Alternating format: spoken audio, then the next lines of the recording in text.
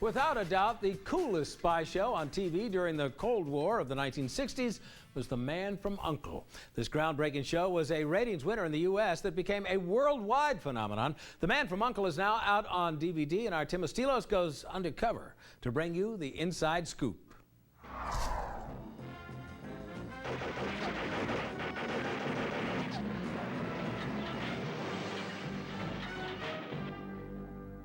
They were TV's dynamic duo of the spy game, and their TV show became a fan phenomenon, all beginning with this opening theme music.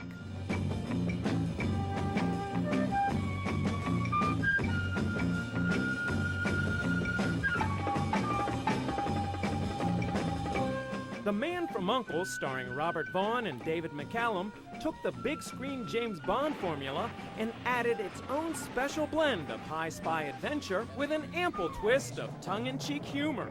I hate to trouble you with trivia, but I think I'm about to get killed. Goodbye.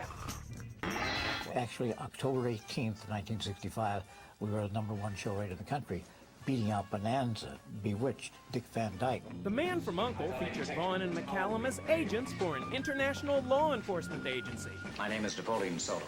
I am Ilya Kuryakin. And both were dedicated to fighting a certain group of nasty international bad guys. And would that be Thrush? Who's Thrush? Thrush is an organization that believes the world should have a two-party system. The masters and the slaves.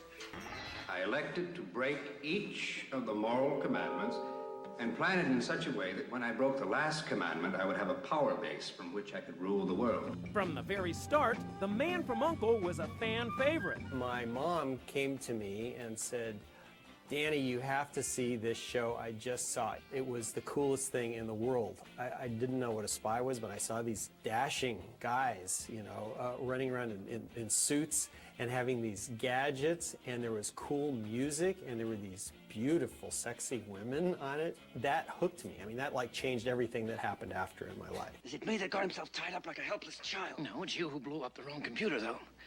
What? The real one's right here in the house. The show not only sparked fan frenzy with its stories, but its stars also jump-started plenty of young girls' hearts. Yeah, David was pretty hot back then, and he kind of looked a little like what I wanted my boyfriend to look like. Kuryakin here, sir. Napoleon and I are following Alexander's limousine.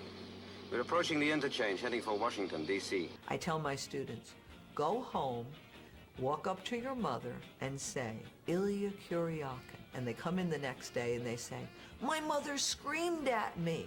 Oh my God, I loved Ilya.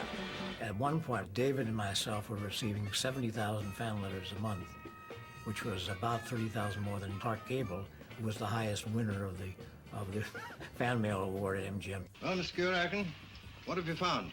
A few minutes ago, the president's wife was almost killed with a Thrush modified rifle. Yes, I remember being at the White House and being told by a Secret Service agent that the president will see you now, Mr. McCallum, which is always cool. And you go up those steps past all the bougainvillea and the Marines in their uniforms and everything. And as we're going along, the agent sort of whispered in my ear, he said, you're the reason I've got this job. When the Beatles came to the United States in 1966, one of their requests was to meet Robert Vaughn. At the peak of second season, the ratings, they had a 50 share, which meant that 50% of all the TV sets that were on at that point in time were turned on to U.N.C.L.E. The Man from U.N.C.L.E.'s popularity was all the more phenomenal because it took place at the height of the Cold War, and one of the show's heroes was a spy from Russia. Well, I would imagine that our Russian friends are getting a trifle irked by now. We were in this arms race with the Soviets. We did indeed have a situation where Mr. Khrushchev banged his shoe and said, we will bury you, and promised us that our children would grow up in a communist state. The idea that a Russian could be the star of an American television series is comparable today to, say, an Iraqi being the star of a major series. The Man from U.N.C.L.E. was also a merchandising goldmine. Long before Star Wars toys filled the shelves, Man from U.N.C.L.E. items were the must-have items for every kid. They were heavily merchandised. I probably had The trading cards, the little doll, the wallet, the sneakers, the sweatshirt. Probably had all of that at one point. Ah, yes. All guaranteed not only to protect you, but to arouse the interest of a teenage boy. They'll also appear transparently innocent to the casual observer. Ace paperbacks, magazines. Lunch boxes, lunch pails, or whatever they're called. The Uncle Special Rifle, which came in a box the size of a tractor trailer. But in the end, it's the quality of the show itself that everyone remembers. It has never been out of the perimeters of my mind or my soul or my public life. People always talk about it. Oh, it was the best years of my life, no question. It was a wonderful, wonderful time, going from Britain to America to Hollywood to everything that happened. It's got even better since.